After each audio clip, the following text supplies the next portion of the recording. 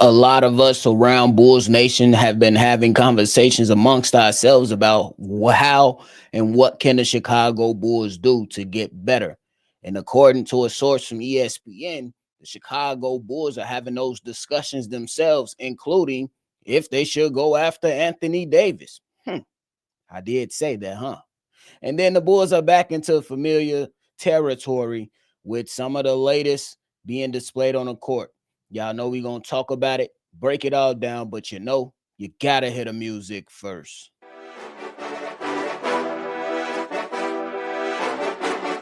Cognac, gang.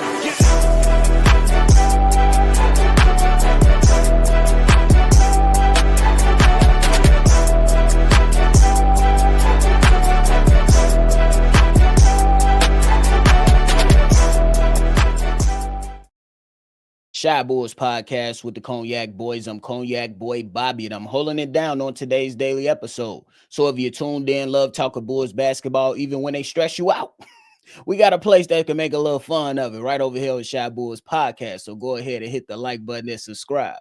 As you can see, I'm still riding high on my Bears win from Friday, but nonetheless, got to settle down and get a little bit more serious and talk about the Chicago Bulls. Now, according to Jamal Collier from ESPN, in one of his articles that he titled "From 6-1 to 9-10: What to Make of This Curious Chicago Bulls Start," he said that the Chicago Bulls are sitting down and having internal discussions about how they should proceed when it comes to making some changes for this Chicago Bulls team, who right now is just hard to watch.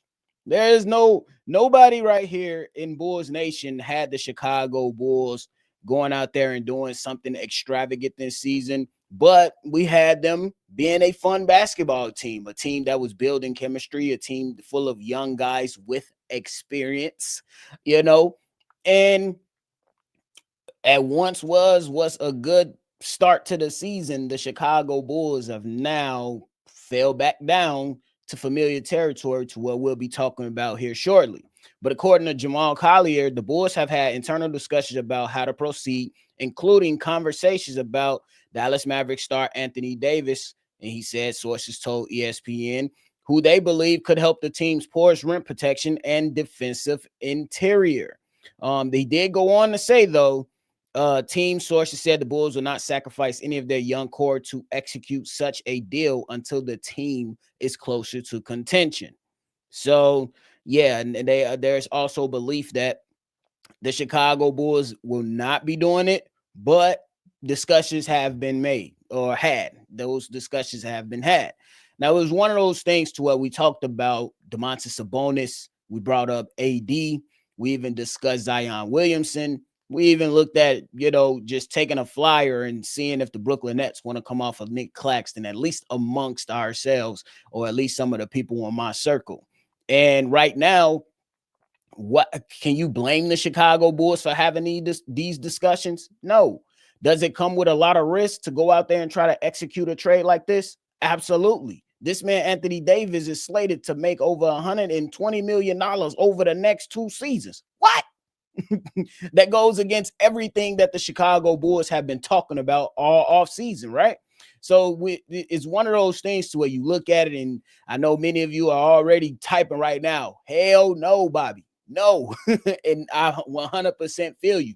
But when you watch your team start off the season 5-0, and then in the last 14 games, they're 4-10, and they're losing to teams like the New Orleans Pelicans, squeaking out games versus the Washington Wizards, looking lifeless versus the Charlotte Hornets, and really allowing the Indiana Pacers to go out there and beat you at the buzzer, you got to have conversations, especially because at one point, the belief was that we'll be in it. We'll be in the thick of things, maybe it was just a honeymoon phase, and maybe reality has settled right back into us as Bulls fans and rooting for this team who needs change. They need change. I think that they need some type of change, whether that's roster construction. If you don't necessarily want to move off of head coach Billy Donovan, or maybe if you do decide to do that, but I just don't see it happening, especially with these guys in, I believe, just last year receiving extensions. Yeah, Jerry ain't going. Jerry ain't going for none of that. So I think that right now, when you sit down and you have these discussions, it's fair.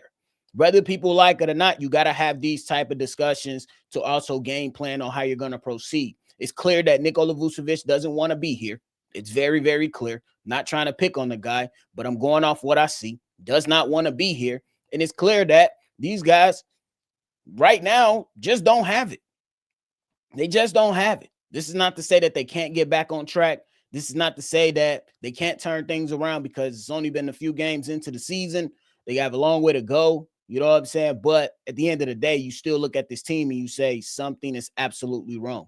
So whether we agree with the front office of trying to discuss trades like Anthony Davis, you hope that not only did you talk about Anthony Davis, but you also talk about some other potential moves that you can make to make this team better. Maybe they look at something that's a little bit more feasible in a deal for the Chicago Bulls, whatever deal that may be, because we can toss out names, but it always comes with some pros and cons. And we know that over this offseason, the Chicago Bulls, they looked at 2026 as an opportunity for them to, increase or make this team a lot better. So I'm not mad at them for having the discussions. Will I like to see it? I don't know. At this point, I'm tired of watching the shit. So it's like at this point, I'm just tired of watching the stuff. But then you think about how the front office has talked, and you think about how they want sole possession of their draft picks. If you trade for Anthony Davis, you're giving up players and draft picks. And if you want to go out and get Domantas Sabonis, who's going to make, I believe, $47 million this year, and something around that next year, I think that's a discussion that you have. But again, that trade package is going to include players plus draft picks. So, yeah, where do we go from here? I don't know. I honestly don't know. Is there a young center out there that can come in and potentially give you some young minutes, give you some minutes or provide some stability in the painted area? Maybe you already got him on the team. I'm starting up the buyout Nikola Vucevic campaign. I don't give a damn how ridiculous it sounds. I'm not gonna lie to y'all. I don't care how ridiculous I sound at this particular moment in time. Buy him out. He don't want to be here, and his play, regardless of how he's feeling about this team, when it comes to paint defense, it ain't happening. We just gotta get that out of our head. It ain't happening. Move on. But then again, somebody, I'm pretty sure y'all already on it. I know y'all on it, Bobby. But if you get rid of Nikola Vucevic, now you only got two bigs. Hey, figure something out. Figure something out. Figure something out. I think you have to start to just get really serious about how you want to reshape this team. And that involves getting rid of people that don't want to be here and get rid of people that is not having a good impact, and place the people that are having an impact in the damn game. I don't know what Lachlan Obridge is going to do for his NBA career, but I know in the minute that he just had the other night, he looked like he was ready to play. Give him an opportunity, since the other guys are not fully taking advantage of their opportunities. But that could be due into coaching. It could be due into a number of things. But if guys are not performing, give other guys opportunities. To hell with it. We'll change up the lineup every single night if we have to. But there should not be a lackluster performance like we've been seeing over the last few weeks from the Chicago Bulls that has me confident that we're going to be sitting here looking pretty by the time this season ends. You know what I'm saying? And nobody expected the Chicago Bulls to go out there and be a fourth seed. At best, overachieving for the Chicago Bulls will be something like, get into that sixth seed. So I think it's very, very important that they continue to move and try to figure it out. In these internal discussions, I'm all for it. Have them. Just don't go out there and do nothing absolutely stupid. That's all I'm asking. Healthy AD could help the team, but the problem is, you're going to miss out on them. You're going to miss them for a couple games. And what does that do for players that you potentially want to keep? So then if you go out and trade for Anthony Davis, now you're going to have to come up with the decision, say, hey, we're going to let Ayo Dosunmu walk now. I'm just saying. Or we letting Kobe White walk now. It's going to be tough decisions all around, but I still I'm okay with having internal discussions. Doesn't mean you have to do anything, but I'm okay with having internal discussions. We'll leave it at that, because we got to transition into why are the Chicago Bulls still in How did they find their way back to familiar territory? How did the Chicago Bulls find themselves back in familiar territory? What's familiar territory? The play in, the 10 seed. Yes, if you look at the status today, the Chicago Bulls have found themselves back into the 10th seed, right at home, right? And it's not even something that I'm proud to discuss. I'm laughing to hide my pain. And I'm pretty sure a lot of you all are too. The Chicago Bulls this season started off hot, 5-0. Since then, they are 4-10, and they have a 5-game losing streak, and they are currently on a 3-game losing streak while they are getting ready to face off versus the Orlando Magic later today. The Bulls look lifeless. The Bulls have no energy coming out of these games. Nikola Vucevic scolded the team to the media. The head coach scolded the team to the media. While you got other players saying that we need to lock in, coach is telling us what to do, and we keep touching the hot stove. Yeah, it's all screwed up. It's all screwed up. Instead of being close knit and locked in and keeping stuff out of the media, you had the head coach lead the charge, and you had the old vet that been wanting to leave for the longest now go out there and virtually say and stood on business and said that this team is soft.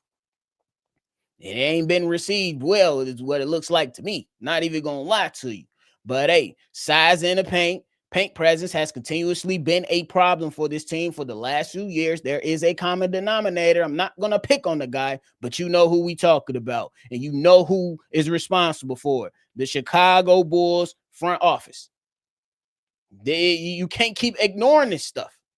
You can't keep ignoring this stuff. Stop telling me what the problem is and then doing something totally different. And if you feel like Noah Essigate can at least provide that defensive presence that you was looking for in one of the reasons why you drafted the young fella, you suck defensively. Throw his young ass in the fire. Throw his young ass in the fire. But hey, the Chicago Bulls are 24th in offensive rebounding, only giving the Chicago Bulls 10 per game. They're 29th in second chance points given up to opponents. They are giving up 55.7 points in the paint and have the 23rd. They are 23rd in defensive rating. Familiar territory, right? We talked all about the pace. We talked about how we're going to shoot these threes. We talked about how we're going to get downhill. And we still looks like we forgot about the other side of basketball that needs to be played. This ain't football the way you can go in with your 11. Y'all just do offensive things, score a touchdown, and then the next 11 come out. No, the 5 that's on the court got to play both sides of the basketball. And this is where we are. This is where we are. Familiar territory. I don't know where we go from here. I don't know if the Chicago Bulls are waiting to February to hit before they get it going again. I don't know. I just know that the Chicago Bulls need to suddenly wake up, get energized. How about somebody just punch Vooch in the face? If you ain't like what he said, why you gonna stand back and let him talk greasy? I'm just playing. I am not condoning violence. I'm just laughing to hide my pain. That's it. I am not condoning violence. Okay. But I am saying that if you didn't like what he said, there's some things you could have done. Or if you did it already, we should have heard about it because you should have made it hit the airwaves to see that there is dysfunction in the Chicago Bulls locker room. That's all I'm going to say. Yes. But hey, I mean, like I said, there's some truth to it. They have been playing soft, but there are some things you need to keep within your locker room. And I would never apologize for winning. That's just me. Do you have to feel great about winning? No, you don't have to feel great about winning close games versus the Washington Wizards, but I would never apologize for that. I would say we take it as win. We're going to chalk it up and put it in the win column, and we're going to see how we can improve and get better.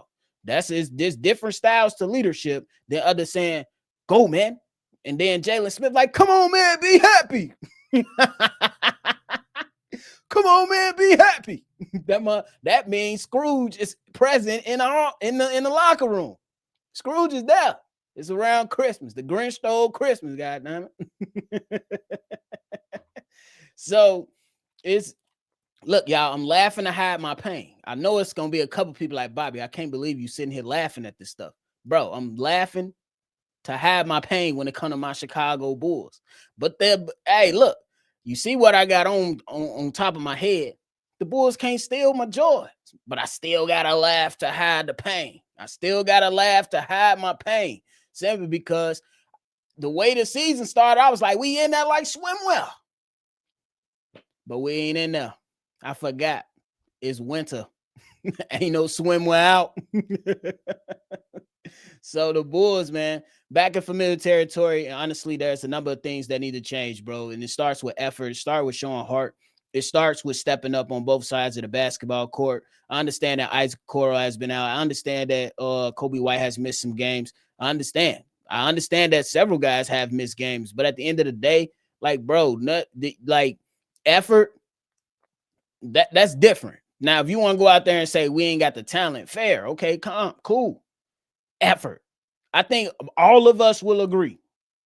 If the Chicago Bulls show effort, let's just say in the last 5 games, they wouldn't have been losing to the Pelicans, the Pacers, the squeaking out games versus the Washington Wizards. We would have probably whooped them with the lack of talent because they lack talent too. But they out-hustled us, out-muscled us, and showed us what it's really like to be a team full of energy. We ain't got it right now. And I hope we find the mojo, bro. But hey, that is it for me today, y'all. I appreciate y'all for tuning in to another episode. Before y'all get up out of here, make sure you hit that like button, subscribe to the channel, and hit that bell, man. We're going to keep on rocking and rolling, try to see if we can find some solutions for our Chicago Bulls. But until then, try to see red, y'all. Just try to see red. I know it's a little blue because the Bears, they doing what they do. But try to see red at least. We'll see. We'll see how we feel later today after this Bulls game. Maybe the red is all gone. Oh, no. Maybe somebody gave us some clear rod and the red is all gone. For real. But hey, man, we appreciate y'all. Make sure y'all always see red, or at least try. And y'all already know we're going to catch y'all on the next one for sure. Peace. Cognac. Gang.